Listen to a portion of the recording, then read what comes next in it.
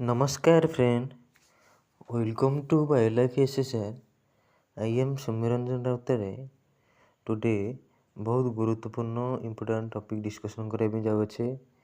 आजिकल government आप new rule regulation आणुची कौन सी topic आसन जानिबा।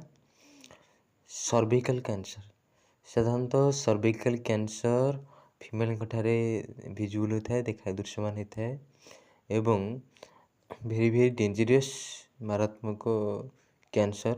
गवर्नमेंट बहुत ध्यान देती एवं 28 तारीख रे पीएम मोदी निजे घोषणा करछंती फ्री ऑफ कॉस्ट रे 14 वर्ष पर्यंत गर्ल माननकु गोटे गोटे डोज दिया जिवो एवं 14 वर्ष रु मैरिज भितर 3 डोज नेबा पई बाध्यतामूलक अटे, जहाद्वारा यही कैंसर रु गर्ल माने सुरक्षित रही परिवे एवं मृत्युहार कमी पारिबो। वीडियोटी केवल गर्ल मान डेडिकेशन फुली करा जाय अछि कहीं से मानकर सेफ्टी मुख्यतः भेरी important.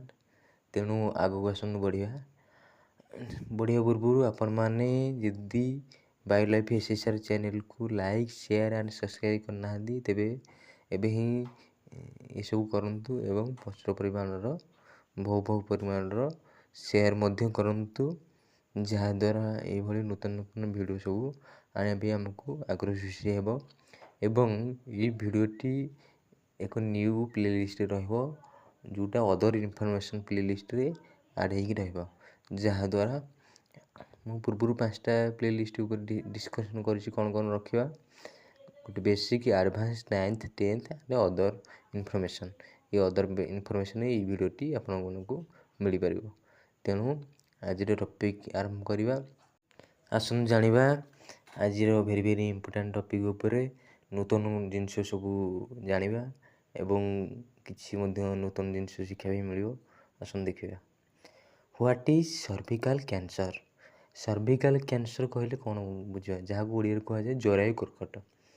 Cervical cancer is a abnormal growth of cells that starts in the cervix. The cervix is the lower narrow part of the uterus womb that connects to the vagina in the part mainly affected. So cervical cancer is very dangerous cancer. So से कौन कहला ना आमर जो cervical cancer टा कौठू केमती व्यापी थाए, साधारणतः सर्विक्स रे एरियाटा मुख्यतः अफेक्ट करता है, सर्विक्स टू भाजाइना पर्यंत अफेक्ट करता है एवं फिगर माध्यम आपण मैंने भलरे बुझीपारे आगू मुझे कहबी। एवं सेठी कौन होता है ना गोटे आबनॉर्मल ग्रोथ ऑफ सेल होता है, माने जेतिक परिमाण सेल ग्रोथ हवा कथा ताठू अधिक परिमाण सेल ग्रोथ होता है, जहाँ कौन कौन कोष वृद्धि करता है, जहाद्वारा सेठी गोटे भेरी डेंजरस सिचुएशन तैयारी करता है। तेणु आसतु फिगर देखा केमती केमती सर्विकल कैंसर देखो। Location of cervical cancer and example of normal and abnormal cells. प्रथम लोकेशन देखिए, देखो लोकेशन साधारणतः अंडर पार्ट ही सर्विकल कैंसरटा देखा जाता है, वेरी सेंसिटिव पार्ट। सो देखु नॉर्मल किसी भी एबनॉर्मल सेल ग्रोथ हो न था, अत्यधिक कोष वृद्धि हो न था, किंतु कैंसर अफेक्टेड हेले सेठारे कोष वृद्धि होता है एवं धीरे धीरे से कोष विभिन्न प्रकार ऑर्गन को मध्य डैमेज करता है। सो ये हूँ भेरी डेंजरियस पार्ट्स। सो ये पार्ट अफेक्टेड होता है, जहाद्वारा गर्ल्स भी डेथ होगा भेरी रिस्क थाए। सो आमको अवेयरनेस होगा आवश्यक एवं देखो आगू देखा symptoms of cervical cancer. Cervical cancer लक्षण सब कौन कौन आसन देखिए। Abnormal vagina bleeding after intercourse between period and after menopause time is menstrual period permanently stop are common signal. Abnormal is pelvic pain, pelvic area, ସାଧାରଣତଃ weight loss, back pain, leg pain, swollen legs, heavy vaginability, fracture and rarely leakage of urine. ସେ କ'ଣ କହିଲା ନା ଏଇ ଯେଉଁ ଭାଜାଇନା ପାର୍ଟରେ ବହୁତ ପରିମାଣରେ bleeding ହୋଇଥାଏ, ତା ସହିତ ଆବନର୍ମାଲ୍ ପେବଲିକ୍ ପେନ୍ ହେଇଥାଏ। ପେବଲିକ୍ ପାର୍ଟଟା ଯେଉଁ ଅଛି ଆମର ସେଇ ପାର୍ଟଟା ବହୁତ ଜୋର ପେନ୍ ହେଇଥାଏ, ୱେଟ୍ ଲସ୍ ବି ହେଇଥାଏ, ବ୍ୟାକ୍ ପେନ୍ ହେଇଥାଏ, ଲେଗ୍ ପେନ୍ ହେଇଥାଏ, ଆଉ ଗୋଡ଼ ବି ଫୁଲି ଯାଇଥାଏ। ତା ସହିତ ରେୟାରଲି ମଧ୍ୟ ଲିକେଜ୍ ଅଫ୍ ୟୁରିନ୍ ଲିକେଜ୍ ହେଇଥାଏ ରେୟାରଲି, ବୋନ୍ ବି ଫ୍ରାକ୍ଚର୍ ହେଇଥାଏ, ଆଉ ଭାଜାଇନା ତ ବହୁତ ଅତ୍ୟଧିକ ବ୍ଲିଡ଼ିଂ ହେଇଥାଏ। ଏଇସବୁ ଆର ସିମ୍ପଟମ୍ସ। ଚାଲନ୍ତୁ ଦେଖିବା କଜ୍ ଅଫ୍ ସର୍ଭିକାଲ୍ କ୍ୟାନ୍ସର। ଏଇ ସର୍ଭିକାଲ୍ କ୍ୟାନ୍ସର କାରଣ କ'ଣ, କେଉଁଥିପାଇଁ ହେଇଥାଏ? Human papilloma virus HPV main cause of cervical cancer. Overall 200 types HPV is visible in whole world, but 3 groups arise in 200 types. लो रिक्स ଏଇସବୁ ରହୁଛି ଟାଇପ୍ସ ଦେଖନ୍ତୁ 6, 11 ଏଇସବୁ ଏମିତି ରହୁଛି। ପ୍ରୋବାବୁଲ୍ ହାଇ ରିକ୍ସରେ 26, 53 ଆଣ୍ଡ 66 ରହୁଛି। ହାଇ ରିକ୍ସରେ ସେମିତି 16, 18, 31 ଏମିତି ସବୁ ରହୁଛି। ସେ ସାଧାରଣତଃ ଏଇ ହ୍ୟୁମାନ୍ ପାପିଲୋ ଭାଇରସ୍ ଦ୍ୱାରା ହିଁ ଏଇ ସର୍ଭିକାଲ୍ କ୍ୟାନ୍ସରଟା ହୋଇଥାଏ ଏବଂ ସମଗ୍ର ପୃଥିବୀରେ 200 ପ୍ରକାରର ଏଇ HPV ବା ହ୍ୟୁମାନ୍ ପାପିଲୋ ଭାଇରସ୍ଟା ଦେଖାଯାଇଥାଏ। ତେଣୁ ଇଏ ହେଉଛି ଭେରି ମାରାତ୍ମକ ଭାଇରସ୍, ଯାହାଦ୍ୱାରା ଏଇ ଜରାୟୁ କର୍କଟ ବା ସର୍ଭିକାଲ୍ କ୍ୟାନ୍ସର ହୋଇଥାଏ। ତେଣୁ ଏ ଭାଇରସ୍ଟି ବହୁତ ଡେଞ୍ଜରିୟସ୍, ଏହାଦ୍ୱାରା ହିଁ ଏସବୁ ଡିଜିଜ୍ଟା ହୋଇଥାଏ। ଚାଲନ୍ତୁ ଦେଖିବା କ'ଣ ସବୁ କଜ୍ ଅଛି extra. Smoking, cigarette smoking both actively and passively increase the risk of cervical cancer. Multiple pregnancies having many pregnancies are associated with an increased risk of cervical cancer। ସାଧାରଣତଃ ସ୍ମୋକିଂ ଦ୍ୱାରା ବି ଏଇ ରିସ୍କଟା ବଢ଼ିଥାଏ, ସର୍ଭିକାଲ୍ କ୍ୟାନ୍ସର ହେବାର chance ବଢ଼ିଥାଏ ଏବଂ multiple pregnancy ମାନେ ବହୁତ ଥର ଯଦି ପ୍ରେଗନେନ୍ସି ହୁଅନ୍ତି ତାହେଲେ ଏଇ ରିସ୍କଟା ବି ସର୍ଭିକାଲ୍ କ୍ୟାନ୍ସର ହେବାର ରିସ୍କଟା ବି ବହୁତ ମାତ୍ରାରେ ବୃଦ୍ଧି ଘଟିଥାଏ। ତେଣୁ ଇଏ ହେଉଛି very important cause. Smoking, multiple pregnancy ଆଉ ଏଇ ଭାଇରସ୍, ଏଇସବୁ ଭାଇରସ୍ ଦ୍ୱାରା ହିଁ ଏସବୁ ଡିଜିଜ୍ ହେଇଥାଏ। ଆଉ ଚାଲନ୍ତୁ ଦେଖିବା, ଦେଖନ୍ତୁ ଏଇଠି ଗୋଟେ କୋଟେସନ୍ରେ ଏଇଠି ଲାଗିଛି, a federal court has ordered RJ Reynolds tobacco Philips Morris US to state.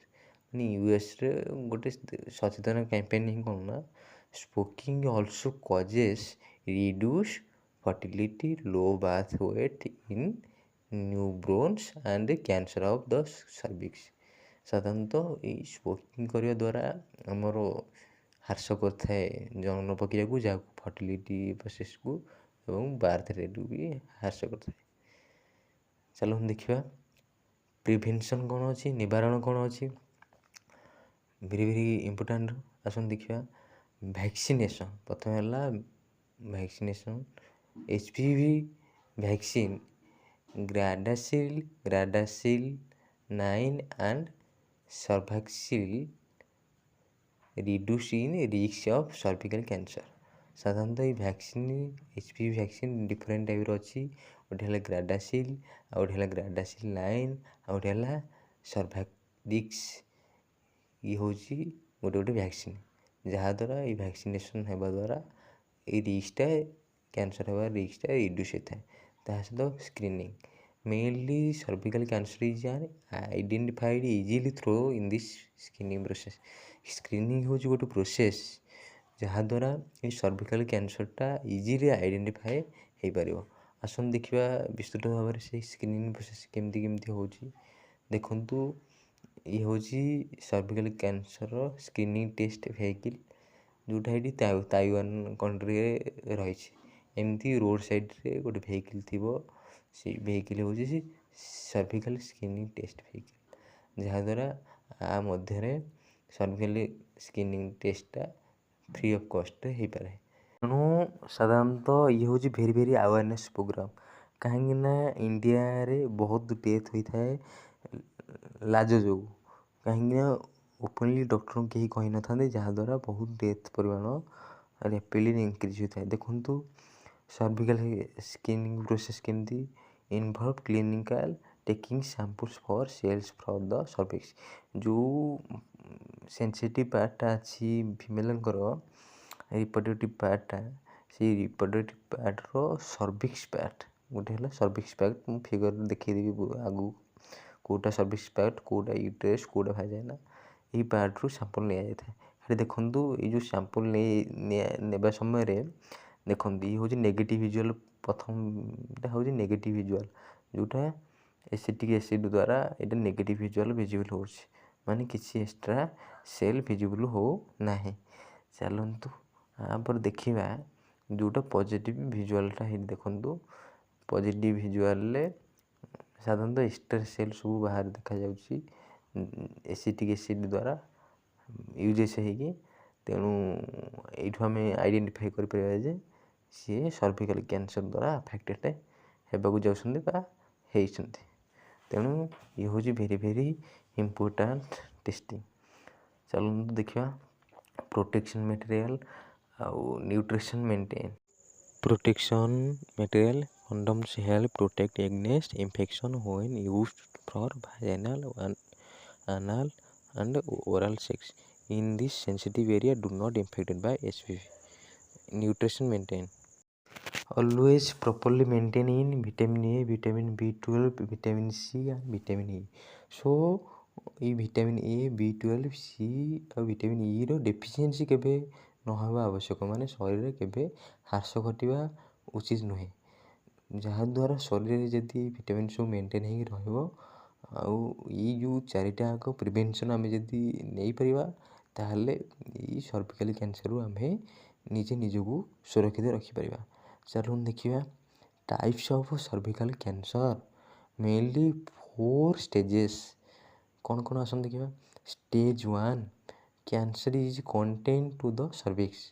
Stage 2 cancer has spread beyond the cervix but not to the pelvic wall or lower third of the vagina. So ସେ କ'ଣ କହିଲା ନା stage 1ରେ ସାଧାରଣତଃ କ୍ୟାନ୍ସରଟା ରହିଥାଏ ସର୍ଭିକ୍ସରେ, contain ହେଇ ଧାରଣ ହେଇକି ରହିଥାଏ ସର୍ଭିକ୍ସ ପାର୍ଟରେ। କିନ୍ତୁ ଷ୍ଟେଜ୍ 2ରେ ସେଇ ସର୍ଭିକ୍ସ ପାର୍ଟରେ ଯେଉଁ ଧାରଣ ହେଇକି ରହିଥିଲା ସେଇଟା ସ୍ପ୍ରେଡ୍ ହୁଏ, ବ୍ୟାପିଯାଏ, କିନ୍ତୁ ପେଭଲିକ୍ ୱାଲ୍ରେ ବ୍ୟାପେ ନାହିଁ। ଏଇଠି ଭଲ ଭାବେ ଦେଖିପାରିବେ ଆପଣ ଏଇ ଫିଗରରେ ନର୍ମାଲ୍ ସର୍ଭିକ୍ସ। ଏଇଠି ଦେଖନ୍ତୁ ପୁରା ଫ୍ରିଲି ସର୍ଭିକ୍ସଟା ରହିଛି, ଏକ୍ସଟ୍ରା ସେଲ୍ ଗ୍ରୋଥ୍ ହେଇନି, ତେଣୁ ଅତ୍ୟଧିକ କୋଷ ବି ବୃଦ୍ଧି ହେଇନି, ନର୍ମାଲ୍ ସବୁ ପାର୍ଟସ୍ ଅଛି। କିନ୍ତୁ ୟାର୍ଲି ଷ୍ଟେଜ୍ରେ ଦେଖନ୍ତୁ କ'ଣ ହେଉଛି, ଧୀରେ ଧୀରେ ସେଲ୍ଟା ଗ୍ରୋ ହେଉଛି। କେଉଁ ପାର୍ଟରେ? ଓନ୍ଲି ସର୍ଭିକ୍ସ ପାର୍ଟରେ ପ୍ରଥମେ ଗ୍ରୋ ହେଲା, ତାପରେ କିଛି ଦିନ ଅତିବାହିତ ହେଲା ପରେ ସର୍ଭିକ୍ସ ପାର୍ଟରୁ ଧୀରେ ଧୀରେ ଭାଜାଇନା ପାର୍ଟକୁ ଆଫେକ୍ଟେଡ଼୍ ହେଲା। ଭାଜାଇନା ପାର୍ଟରୁ ସେମିତି ଧୀରେ ଧୀରେ ହେଇକି ପୁରା ଶେଷ ଷ୍ଟେଜ୍ ଯେଉଁଟା ଭାଜାଇନାଠୁ ବିଭିନ୍ନ ଅର୍ଗାନ୍ ଯେଉଁ ଅଛି ସେଇ ରିପ୍ରଡକ୍ଟିଭ୍ ପାର୍ଟ ପାଖରେ ସେ ଅର୍ଗାନ୍କୁ ମଧ୍ୟ ଆଫେକ୍ଟେଡ଼୍ ହେଲା। ଇଏ ହେଉଛି ଭେରି ଭେରି ଡେଞ୍ଜରିୟସ୍। ସୋ ଏଇଠି ଦେଖନ୍ତୁ ଷ୍ଟେଜ୍ 1 ସର୍ଭିକାଲ୍ କ୍ୟାନ୍ସର ସାଧାରଣତଃ ମୁଁ କହିଲି ପୂର୍ବରୁ ଇଏ ହେଉଛି ମାନେ ରହିବ ସର୍ଭିକ୍ସ ପାର୍ଟ ରହିବ, ମାନେ କଣ୍ଟେନ୍ ହେଇକି ଧାରଣ ହେଇକି ରହିବ ସର୍ଭିକ୍ସ ପାର୍ଟରେ। ଏଇ ଫେଜ୍ରେ କିଛି ବି ଘଟିବନି, ମାନେ ଧୀରେ ଆରମ୍ଭ ହେବ। ତାପରେ 1B ସର୍ଭିକାଲ୍ କ୍ୟାନ୍ସର ଷ୍ଟେଜ୍ରେ ଇଏ ଧୀରେ କ'ଣ ହେବ ନା ସେଇ ସର୍ଭିକ୍ସ ପାର୍ଟଟାରେ ଧୀରେ ଆଫେକ୍ଟେଡ଼୍ କରିବ। ସର୍ଭିକ୍ସ ପାର୍ଟରେ ଆଫେକ୍ଟେଡ଼୍ କଲା ପରେ ଧୀରେ ଧୀରେ ସେଲ୍ ଗୁଡ଼ା ଗ୍ରୋ ହେବ ଏବଂ କ୍ୟାନ୍ସର ସେଲ୍ ଗ୍ରୋ ହେଲା ପରେ ତାପରେ ଧୀରେ ତା'ର ବଂଶକୁ ବୃଦ୍ଧି କରିବ ଏବଂ କଣ୍ଟିନ୍ୟୁ ମାଇଗ୍ରେସନ୍ ଷ୍ଟାର୍ଟ କରିବ। That is very dangerous. So ଇଏ କେବଳ ହେଉଛି ଆରମ୍ଭ ମାତ୍ର, ମାନେ ବିଗିନ୍ ହେଇଛି। ତାପରେ ସେ ଧୀରେ ସ୍ପ୍ରେଡ୍ ହେଇକି ତା'ର ବଂଶ ବିସ୍ତାର ଧୀରେ କରିବ ଏବଂ ଦ୍ରୁତ ଗତିରେ ବ୍ୟାପିବ।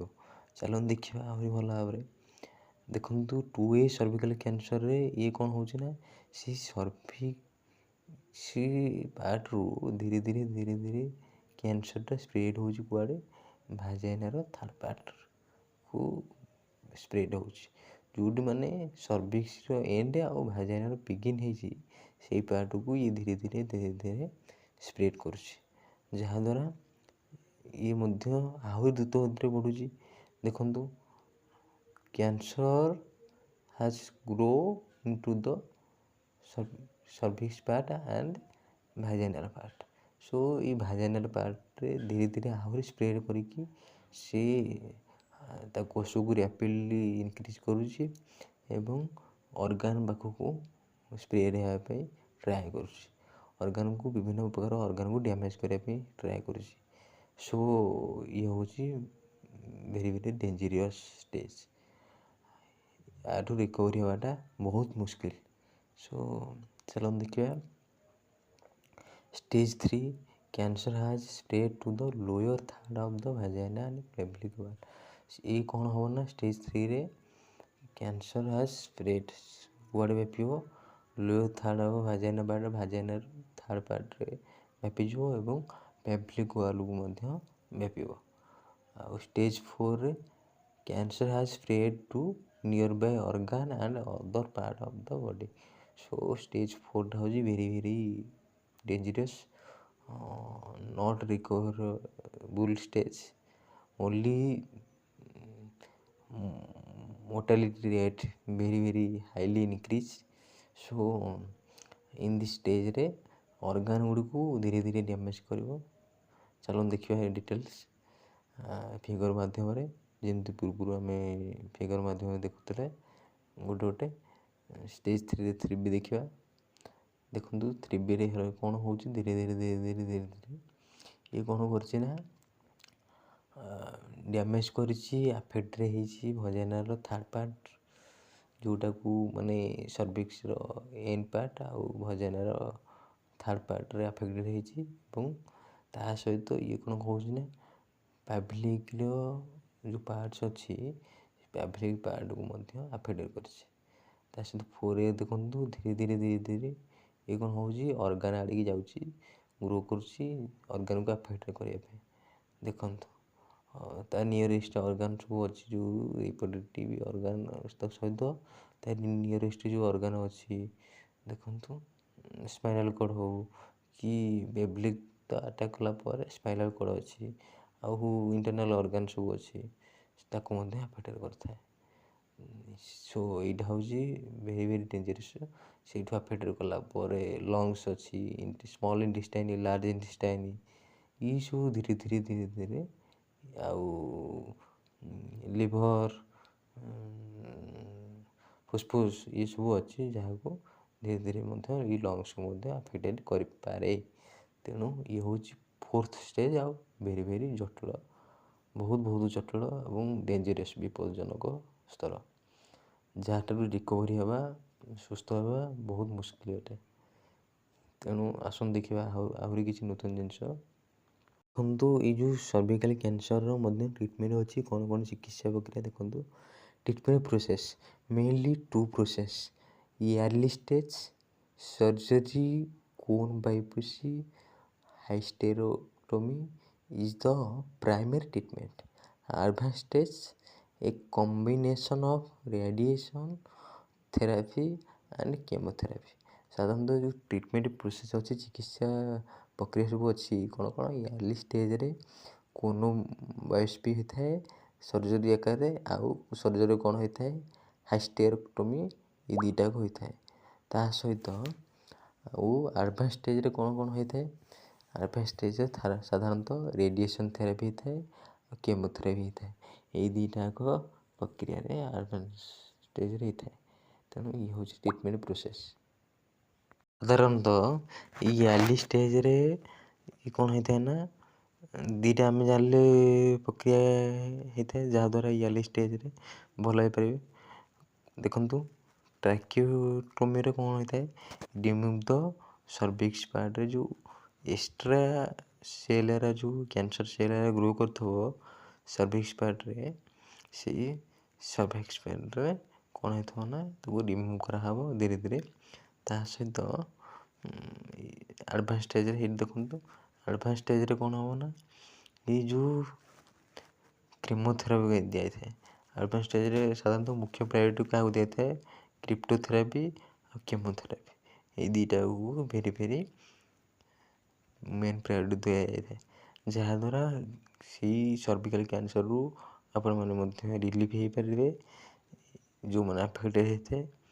ତା ସହିତ ଆଉ ଧୀରେ ଧୀରେ ରିକଭରି ହେବାର ମଧ୍ୟ ଚାନ୍ସ ବି ରହିଅଛି, କାହିଁକିନା ବର୍ତ୍ତମାନ ବହୁତ ଟେକ୍ନୋଲୋଜି ଡେଭଲପମେଣ୍ଟ କରୁଅଛି, ତେଣୁ ଆପଣ ମଧ୍ୟ ସେଭ୍ ହେଇପାରିବେ। ଚାଲନ୍ତୁ ଦେଖିବା India government's main priority reduce cervical cancer with vaccination. Approximately in India annually 79,000 to 80,000 women death due to cervical cancer. Mortal rate is approximately 11.2 per 1 lakh women. So ସାଧାରଣତଃ ଭାରତ ସରକାର ମୁଖ୍ୟ ଉଦ୍ଦେଶ୍ୟ ବର୍ତ୍ତମାନ ମୁଖ୍ୟ ପ୍ରାୟୋରିଟି କ'ଣ ଦେଇଛନ୍ତି ନା ଏ ସର୍ଭିକାଲ୍ କ୍ୟାନ୍ସର ଉପରେ। ରିସେଣ୍ଟ ଏବେ ଫେବୃଆରୀ 28ରେ PM ମୋଦି ମଧ୍ୟ ଏହି ପ୍ରୋଗ୍ରାମ ଉପରେ ଘୋଷଣା କରିଥିଲେ, ଯାହାଦ୍ୱାରା ଭ୍ୟାକ୍ସିନେସନ୍ ଦ୍ରୁତ ଗତିରେ ମଧ୍ୟ ବୃଦ୍ଧି ପାରୁଛି। ଇଏ ହେଉଛି ମୋର୍ଟାଲିଟି ରେଟ୍ ମଧ୍ୟ କେମିତି କମିବ ତା ଉପରେ ମଧ୍ୟ ବିସ୍ତୃତ ଆଲୋଚନା ହୋଇଥିଲା। This is very rapidly increasing cervical cancer death rate. So now our government decide free of cost provide to all girls and get compulsory HPV vaccine. All over India vaccination started on February 28, 2026 and single dose take 6 to 14 year girl, 3 dose take 14 year to marriage। ସେ କ'ଣ କହିଲା ନା ଇଏ ଯେଉଁ ଦ୍ରୁତ ଗତିରେ cervical କ୍ୟାନ୍ସରଟା ବୃଦ୍ଧି ହେଉଛି ତା ଡେଥ୍ ବି ମୋର୍ଟାଲିଟି ରେଟ୍ ବି ବହୁତ ପରିମାଣର ବୃଦ୍ଧି ଘଟୁଛି। ସେଥିପାଇଁ ଏବେ ଗଭର୍ନମେଣ୍ଟ ରିସେଣ୍ଟ ଫେବୃଆରୀ 28ରେ ଡିକ୍ଲେୟାର କଲେ 6ରୁ 14 ବର୍ଷ ଫ୍ରି କଷ୍ଟରେ ଗୋଟେ ଡୋଜ୍ ନେଇପାରିବେ। ତେଣୁ Odisha government target is benefits 2.5 lakhs girls and the government provide HPV vaccine up to 14 year girl free of cost। ଏଇ ଓଡ଼ିଶା ଗାର୍ଲ ମଧ୍ୟ ଏଇ ସେଣ୍ଟ୍ରାଲ ଗଭର୍ନମେଣ୍ଟକୁ ଫଲୋ କରିକି ମଧ୍ୟ ଗାର୍ଲଙ୍କ ସେଫ୍ଟି ପାଇଁ ଗାର୍ଲଙ୍କ ମୁଖ୍ୟ ପ୍ରାୟୋରିଟି ପାଇଁ ମଧ୍ୟ ଫ୍ରି ଅଫ୍ କଷ୍ଟରେ ଟୀକାକରଣ କରିବେ। ଚାଲନ୍ତୁ ଦେଖିବା according to Central Biotechnology Department data, in this department provided in very important data girl women affected cancer rate। ସାଧାରଣତଃ ଆମର ସେଣ୍ଟ୍ରାଲ ବାୟୋଟେକ୍ନୋଲୋଜି ଡିପାର୍ଟମେଣ୍ଟ ଯେଉଁ ଅଛି ସେଇ ସେଣ୍ଟ୍ରାଲ ବାୟୋଟେକ୍ନୋଲୋଜି ଡିପାର୍ଟମେଣ୍ଟ ଅନୁସାରେ ଡାଟା କ'ଣ କହୁଛି, ସବୁଠାରୁ ଏଇ ଗାର୍ଲ ଆଉ ଓମେନ୍ ଯେଉଁ ଆଫେକ୍ଟେଡ଼୍ ହେଇଥାନ୍ତି କ୍ୟାନ୍ସର ସେନ୍ସିଟିଭ୍ ପାର୍ଟରେ ଯେଉଁ ତାଙ୍କର କ୍ୟାନ୍ସର ହୋଇଥାଏ ରିପ୍ରୋଡକ୍ଟିଭ୍ ପାର୍ଟରେ, ତାଦ୍ୱାରା କେଉଁଠି ଅଧିକ ହୋଇଥାଏ ଦେଖନ୍ତୁ ବ୍ରେଷ୍ଟ କ୍ୟାନ୍ସର, ବ୍ରେଷ୍ଟରେ ପାର୍ଟରେ ଅଧିକ କ୍ୟାନ୍ସର ହୋଇଥାଏ। ତାହା ସେକେଣ୍ଡରେ ଆସୁଛି ଓଭାରିଆନ୍ କ୍ୟାନ୍ସର, ଓଭାରିରେ ତାପରେ କ୍ୟାନ୍ସର ହୋଇଥାଏ ଅଧିକ, ତାପରେ ଥାର୍ଡ଼ ଷ୍ଟେଜ୍ରେ ହେଉଛି ସର୍ଭିକାଲ୍ କ୍ୟାନ୍ସର, ଏଇ ଥାର୍ଡ଼ ର୍ୟାଙ୍କରେ ସର୍ଭିକାଲ୍ କ୍ୟାନ୍ସର ହୋଇଥାଏ। ତେଣୁ ସବୁଠୁ ଅଧିକ ମନେ ରଖନ୍ତୁ ବ୍ରେଷ୍ଟ କ୍ୟାନ୍ସର ହୋଇଥାଏ। ତେଣୁ ମଧ୍ୟ ଆମର ଆୱାରନେସ୍ କ୍ୟାମ୍ପେନିଂ ମଧ୍ୟ ଗଭର୍ନମେଣ୍ଟ କରୁଛି, ଯାହାଦ୍ୱାରା ଏଇ କ୍ୟାନ୍ସର ସବୁ ରିଡ୍ୟୁସ୍ ହୋଇପାରିବ, ଗାର୍ଲ ମଧ୍ୟ ଆୱାର ହେଇପାରିବେ। WHO report is cervical cancer patients 6,04,000 death 3,42,000। So world health organization report କ'ଣ କହୁଛି, ସର୍ଭିକାଲ୍ କ୍ୟାନ୍ସରରେ ପ୍ରତିବର୍ଷ 6,04,000 ଆଫେକ୍ଟେଡ଼୍ ହୋଇଥାନ୍ତି, ସେଥିରୁ ଡେଥ୍ ହୋଇଥାନ୍ତି 3,42,000। So our girl safety is first priority. This video is dedicated to all girl awareness report। So ଏଇ ଭିଡ଼ିଓଟି ଆପଣମାନଙ୍କ ପାଇଁ ଯେଉଁମାନେ ଗାର୍ଲ ବି ଦେଖୁଛନ୍ତି ତାଙ୍କମାନଙ୍କ ପାଇଁ ଭେରି ଇମ୍ପୋର୍ଟାଣ୍ଟ, କାହିଁକିନା ସେମାନେ ବି ଆୱାରନେସ୍ ହେବା ଆବଶ୍ୟକ, ଯାହାଦ୍ୱାରା ଏଇଭଳି ମାରାତ୍ମକ ରୋଗ ବା ଡେଞ୍ଜରିୟସ୍ ରୋଗ ଠାରୁ ସେମାନେ ସୁରକ୍ଷିତ ରହିପାରିବେ, କାହିଁକିନା girls safety is very important in our society. So ଏଇ ଭିଡ଼ିଓଟି ମଧ୍ୟ ତାଙ୍କମାନଙ୍କ ପାଇଁ ତେଣୁ ଆପଣମାନେ ସେଫ୍ ରୁହନ୍ତୁ ଏବଂ ସୁରକ୍ଷିତ ରୁହନ୍ତୁ।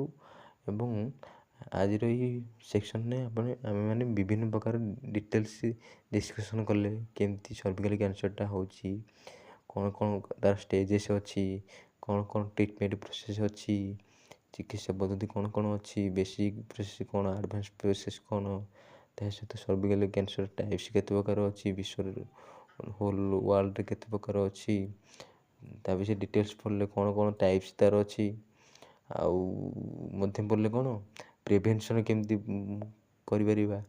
4ଟା ପ୍ରୋସେସ୍ରେ ଆମେ ପ୍ରିଭେନ୍ସନ୍ ପଢ଼ିଲେ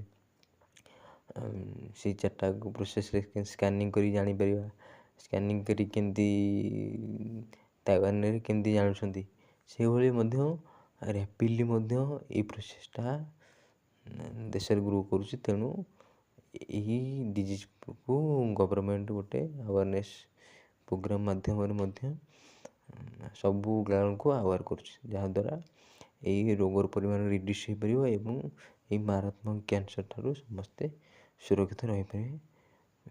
ବେସିକାଲି ଗାର୍ଲସ, କେବଳ ଏଇ ଗାର୍ଲସଙ୍କ ଠାରେ ହିଁ ଏହି କ୍ୟାନ୍ସର୍ଟି ଦେଖାଯାଇଥାଏ।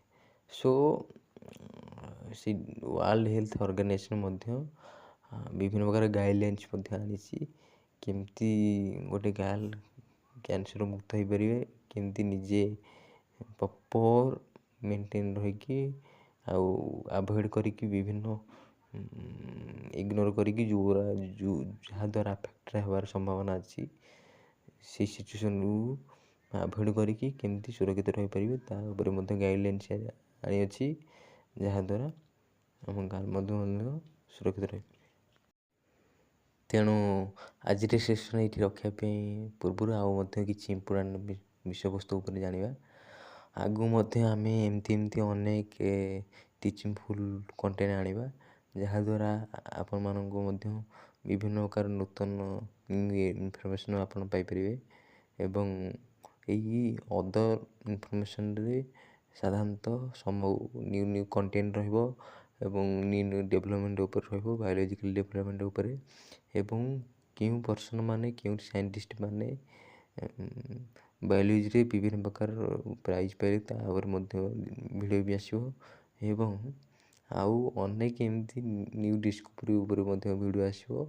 ତେଣୁ ଇଏ ହେଉଛି ଏକ ସ୍ୱତନ୍ତ୍ର ପ୍ଲେଲିଷ୍ଟ ହେବ, ମୁଁ ପୂର୍ବରୁ କହିଛି ଅଦର ଇନଫର୍ମେସନ୍ ପ୍ଲେଲିଷ୍ଟ। ସୋ ଆପଣମାନେ ଏମିତି ଜଡ଼ିତ ହୋଇ ରହିଥାନ୍ତୁ ଏବଂ ଆପଣମାନଙ୍କର ସ୍ନେହ ଶ୍ରଦ୍ଧା ଏବଂ ଲଭ୍ ଏମିତି ରହିଥାଉ, ଯାହାଦ୍ୱାରା ଆମକୁ ମୋଟିଭେସନ୍ ମିଳିବ ଏବଂ ଆମେ ମଧ୍ୟ ଏମିତି ନୂତନ ଭିଡ଼ିଓ ସବୁ ଆଣିପାରିବୁ। ତେଣୁ ଆପଣମାନେ ଏଇ ଚ୍ୟାନେଲ୍କୁ ବାୟୋ ଲାଇଫ୍ SSR ଚ୍ୟାନେଲ୍କୁ ଲାଇକ୍ ଆଣ୍ଡ ସେୟାର ସବସ୍କ୍ରାଇବ୍ କରନ୍ତୁ ଏବଂ ଲାଇକ୍ କରିବା ପାଇଁ କେବେ ଭୁଲନ୍ତୁ ନାହିଁ।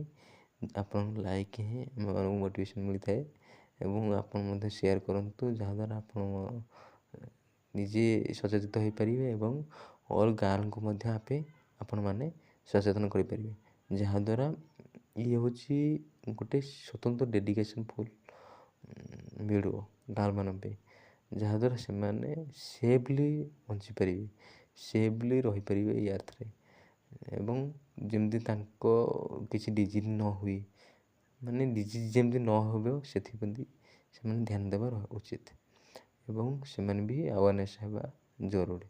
ତେଣୁ ଆପଣମାନେ ମଧ୍ୟ ଲାଇକ୍ କରନ୍ତୁ, ସେୟାର କରନ୍ତୁ, ସବସ୍କ୍ରାଇବ୍ କରନ୍ତୁ ଏବଂ ବହୁତ ପରିମାଣର ଏଇ ଭିଡ଼ିଓଟିକୁ ସ୍ପ୍ରେଡ଼୍ କରନ୍ତୁ ଆଉ ଫ୍ରେଣ୍ଡମାନଙ୍କୁ ଆପଣମାନଙ୍କ ରିଲେଟିଭ୍ ମାନଙ୍କୁ ସେୟାର କରନ୍ତୁ, ଯାହାଦ୍ୱାରା ଏମିତି ନୂତନ ତଥ୍ୟ ମଧ୍ୟ ପାଇପାରିବେ। ଆଉ ମଧ୍ୟ କିଛି ନୂତନ ଭିଡ଼ିଓରେ ଆପଣମାନେ ମଧ୍ୟ ଦେଖାହେବେ। ତେଣୁ ଆଜିର ସେକ୍ସନ୍ଟି ଏଇଠି ରଖିବା ଏବଂ ଆଗକୁ ମଧ୍ୟ ମୁଁ ଭାବୁଛି କିଛି ଆଡ଼ଭାନ୍ସର ବି ମଧ୍ୟ ଭିଡ଼ିଓ ଆଣିବି, ଯାହାଦ୍ୱାରା ଆପଣ ମଧ୍ୟ ଆଡ଼ଭାନ୍ସ ଟପିକ୍ ବି ପଢ଼ିପାରିବେ। ତେଣୁ ଇଏ ହେଉଛି ଆରମ୍ଭ ମାତ୍ର, ଆଗକୁ ଆହୁରି ଅନେକ ପାଠ ସବୁ ରହିଛି। ଆଡ଼ଭାନ୍ସ ଉପରେ ବେସିକ୍ ଉପରେ ବି ଅନେକ ଭିଡ଼ିଓ ବି ଅଛି, ବେସିକ୍ ଉପରେ ମୁଁ ଆଣିବି ବହୁତ କିଛି। ତେଣୁ ଆପଣମାନଙ୍କୁ ଏଇଠି ହିଁ ସେକ୍ସନ୍ଟି ସାରିବା ପାଇଁ ଯାଉଅଛେ। ତେଣୁ ଏଇଠି ହିଁ ସେକ୍ସନ୍ଟି ସାରୁଅଛେ। ତେଣୁ good luck to all of you ଆପଣମାନଙ୍କୁ ସମସ୍ତଙ୍କୁ ଏବଂ हैव ए गुड डे। जय हिंद, जय भारत।